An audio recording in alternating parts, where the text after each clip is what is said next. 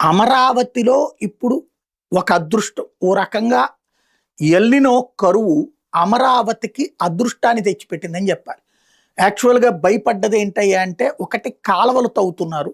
రెండో పక్కన అనేక బిల్డింగులకు సంబంధించినటువంటి పునాదులు తీసుకున్నారు. మామూలుగా మనకి జూన్ నుంచి వర్షాలు కురిసేస్తాయి. ఆ జులై, ఆగస్టు కల్లా జులైకే కుండపోత వర్షాల కారణంగా ఎగువ ప్రాంతాల్లో కురిసేటటువంటి వర్షాల కారణంగా వాగులు పొంగడం జరుగుతుంటది. పాలవాగు, ఆ ఇతర వాగులు ఏదైతే రాజధాని ప్రాంతానికి నీళ్ళని తీసుకొనొస్తాయో, ఆ వాగులు కాస్త పొంగడం, అక్కడ గతంలో గూడా నీళ్లు నిలబట్టం లాంటివి జరిగినియి. మళ్ళీ ఆ నీళ్ళన్నీ వెళ్ళేటప్పటికి ఒక 5, 6 నెలలు.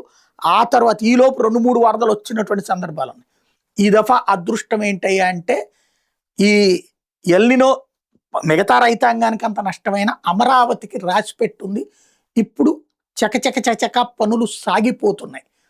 ఏదైతే ఆ పునాదులు తవ్వినటువంటి వాటిని త్వరగా బిల్డింగులు కట్టడానికి తగినటువంటి విధంగా చేసుకొచ్చేస్తున్నారు. ఓసారి కన్‌స్ట్రక్షన్ బిగిన్ అయిపోయి పునాదులు పూర్తయిపోతే ఆ పైన కన్‌స్ట్రక్షన్ వర్షం వస్తున్నా చేసుకుంటూ వెళ్ళిపోవచ్చు. అదే ఇప్పుడు జరిగిపోతుంది. ఇంకో పక్కన ఆల్రెడీ కాలువలు తవ్వినయి మధ్యలో ఉన్నాయి. ఈ నీళ్లు మళ్ళీ స్ట్రక్ అవుతాయా అంటే అదేం ప్రాబ్లం లేదు. ఇప్పుడు చక్కగా కాలువలు సెట్ చేసి ఎక్కడికక్కడ ఏదైతే వాటర్ పాయింట్స్ లాగా, రిజర్వాయర్ లాగా తయారు చేసి అక్కడికి నీళ్లు పోయేటట్టు, రెండో పక్కన వరద నీటి కాల్వల్ని పూర్తి స్థాయిలో చేయడం, ఇతరత్రా పనులు వేగంగా చేసుకెళ్తున్నారు.